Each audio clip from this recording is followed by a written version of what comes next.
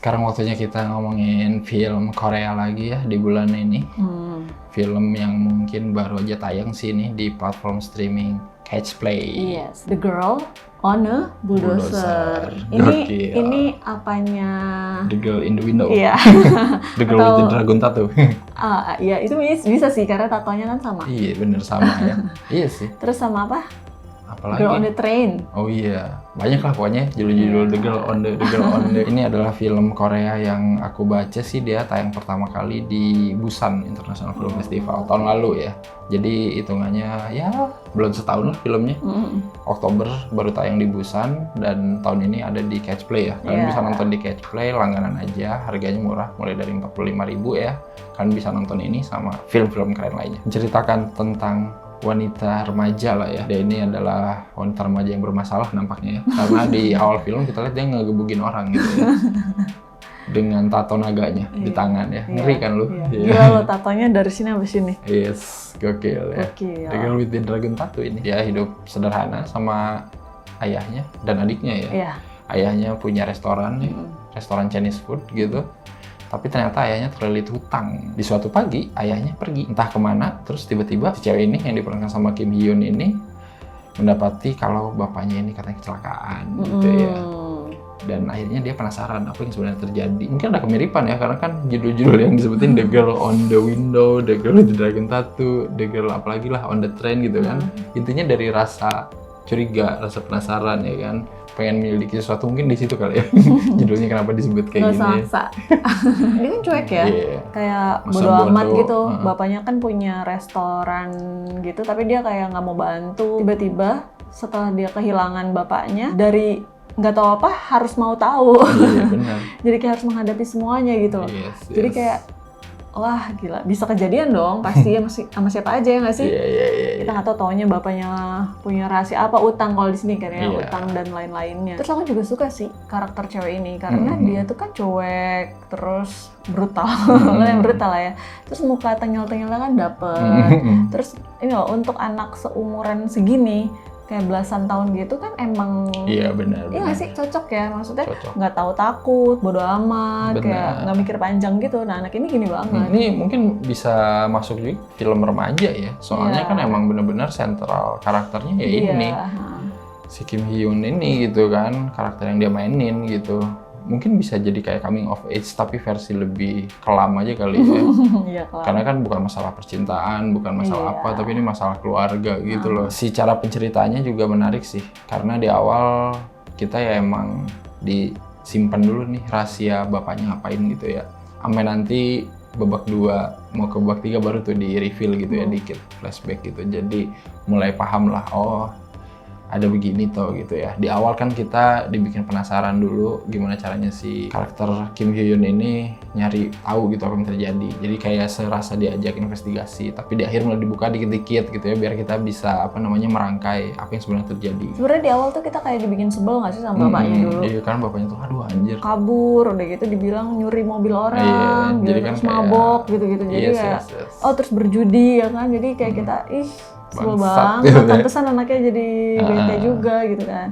Ternyata ya udah, ya diungkap pelan-pelan gitu. Iya, tapi ya bagusnya itu mungkin ya kayak tadi, karena sudut pandangnya emang kita dibawa menyempit sih ke si karakter cewek bertato naga ini gitu ya. Jadi ya udah lu taunya cuman dari dia aja gitu apa yang sebenarnya terjadi. Ini kan judulnya The Girl on a Bulldozer. Iya, dan aku menunggu-nunggu bulldozer-nya di mana. Sedangkan kalau kita nonton The Girl yang memang ada hubungannya sih ya sebenarnya. Ada hubungannya. Iya, agak maksa sih. Ya cuman aku nungguin bulldozer itu mana gitu. Ada tapi kan. Ada, akhirnya di ujung banget. Walaupun di tengah ada sih dia kayak pakai bulldozer mini, lucu banget ya. Aku baru lihat bulldozer sekecil itu. Akhir dari semuanya sebenarnya si bulldozer itu kan. Iya. Yang bikin semuanya selesai lah ibaratnya. Emosinya di situ, lepas semua di situ. Jadi mungkin itu kenapa jadi judul. Aku merasa kayak banyak hal yang dimudahkan juga sebenarnya di sini gitu. Nemuin HP bapaknya oke. Terus ada rekaman-rekaman itu loh, kayak oh jadi gini, yang bikin dia nge-trigger dia ke si calon apa tuh? Iya, direktur itu lah yang punya perusahaan. Iya, itu kan si rekaman itu sebenarnya. Jadi kayak semuanya banget ada di situ gitu. Jadi benar. Sayangnya nggak pernah diliatin bapaknya emang ngerekam atau enggak ya di awal. Maksudnya kayak ya udah kan masuk aja gitu. Ada disinggung dikit gitu ya, masa lalunya lumayan berantakan lah ya setelah kematian ibunya gitu ya. Aku rasa sih kayaknya bisa digali lagi sih, lebih dalam dikit ya. Minimal sampai dia dapet tato itu aja. Iya sih. Ya kan? Maksudnya soalnya tatonya catchy banget. Iya, maksudnya kan kayak berat setangan gitu. Jadi kayak maksudnya apa maksudnya gitu, apa artinya gitu kan. Tapi kalau yang memorable apa nih? Ada nggak dari The Girl on a Bulldozer? Tentunya pas dia naik bulldozer mini. Kayak nggak pernah merhatiin pelajaran, tahu paling bisa. Iya, bagus itu. Jangan banyak bacot intinya ya. Iya. Langsung aja, apalagi kan di awalnya udah diomongin. Ini pekerjaan laki-laki, kamu nggak bisa, susah cari kerja di dunia ini, bla bla bla.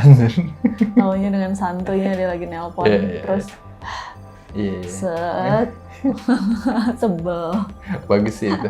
Tapi kita juga dikasih tahu kenapa dia bisa juga ya, kan ada hubungan juga sama keluarganya gitu ya. Jadi ya menarik gitu. Endingnya lah.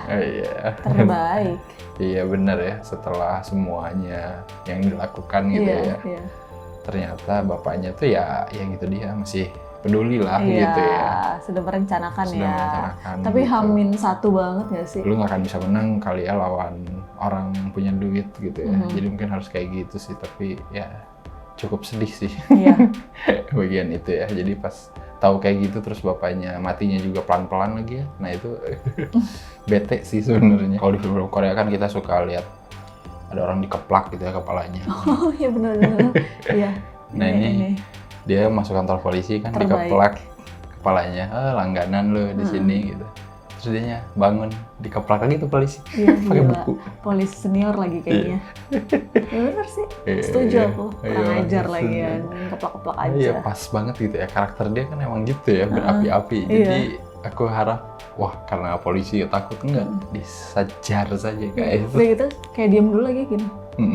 Kayak gitu dulu, kayak ngeliat dulu, langsung dikejar. Ya overall emang karena Kim Hee Young ini menarik sih ya, kalau pengen lihat dia remaja itu kan emang banyak masalah ya. Nah ya ini ya mungkin satu dari sekian banyaknya masalah remaja lah ya, apalagi ketika dia harus jadi pemimpin keluarga gitu ya, dadakan pula gitu ya. Jadi kayaknya mungkin lu bisa ngebayangin lah betapa mumetnya kali ya hidup dia.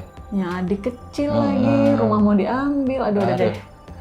Bayangin itu harus menimpa umur yang masih belasan tahun gitu ya. Kayaknya dunia tuh serasa mau runtuh aja gitu. Silakan cobain aja nonton ini di Catch Play ya, cuman 45.000 langganan aja kan bisa nonton The Girl on a Bulldozer ya, yang judulnya benar-benar sangat harafiah. Dengan adegan nanti ya klimaksnya. Ya udah, kalau kita kasih skor berapa nih untuk The Girl on a Bulldozer? Aku 7/10. Mantap, sama lah aku juga ya. Ini untuk ya film debutan ya, who knows. Ya lumayan lah, maksudnya masih bisa memberikan intensitas yang cukup menarik gitu. Ketimbang film yang action, thriller gitu ya, ternyata masalah kayak gini juga bisa bikin hidup lu jadi was-was gitu ya. Kalau udah nonton, komen. Menurut kalian gimana nih? Apakah kalian bisa menangani masalah kayak dia? Apa kalian sanggup gitu ya? Nggak tahu ya. Apa kita sanggup gitu ya? Di umur belasan tahun. Aku umur kayak dia dulu ngapain ya, masih mikirin yang enggak. Pacaran. Dia mah bodo amat hidup ya, itu dia men. Semua orang tidak pernah sama ya. Jadi ya setidaknya nonton ini lu bisa lihat perspektif lain lah ya. Biasa jangan lupa apa aja? Jangan lupa like, comment, subscribe, follow Instagram dan Twitter Snakrip. Dan juga silakan beli kaos Snakrip, kayaknya masih ada. Yang kaos Annabelle ya. Dan kalian bisa nonton konten original Snakrip, masih banyak ya yang baru-baru, dan dukung Snakrip juga di Saweria ya seperti biasa. Linknya ada juga di deskripsi. Oke, kalau kayak gitu kita ketemu lagi di episode selanjutnya. Bye-bye.